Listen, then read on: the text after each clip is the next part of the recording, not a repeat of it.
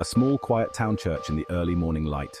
The building is quaint, with white walls and a wooden cross hanging at the front.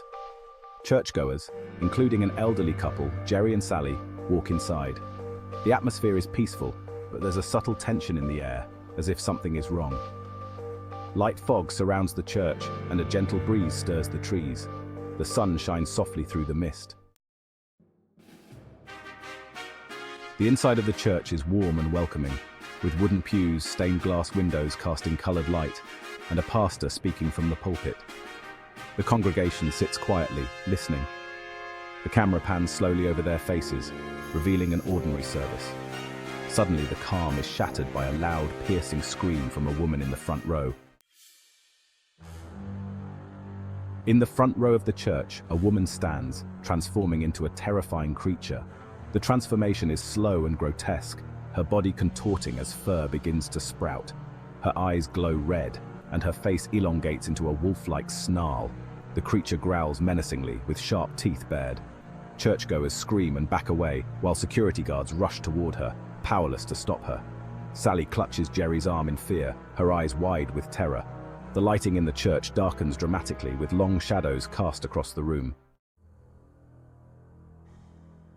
The pastor approaches the snarling beast, his face determined but tense.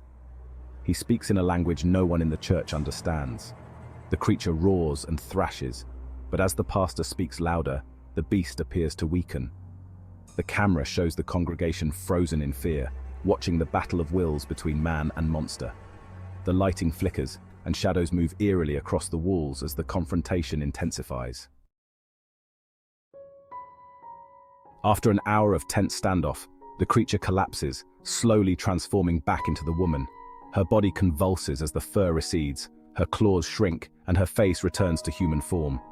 She lies unconscious on the floor, her eyes closed, as the camera pans over the terrified faces of the congregation. Sally and Jerry exchange fearful glances, unsure of what they've just witnessed. Police officers enter the church, securing the woman, and sternly instructing the congregation to remain silent about the event. Over the next few weeks, strange things happen in the now quiet church. In the church kitchen, a knife floats eerily in mid-air before flying across the room, narrowly missing a worker's head.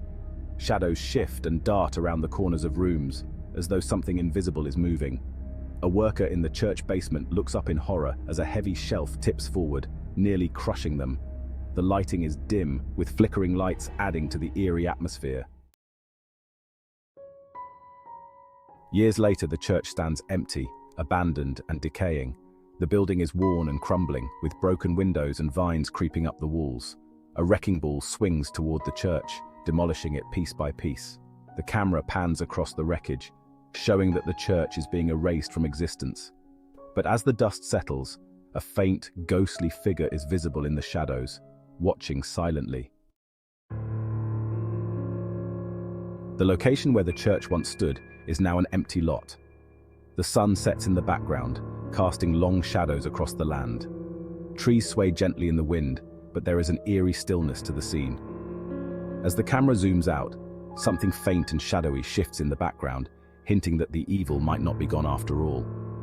The atmosphere is unsettling, with an air of mystery and fear.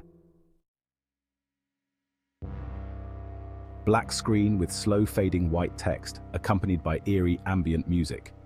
The text reads, "What happened in the church remains a mystery. Perhaps some things are better left unknown."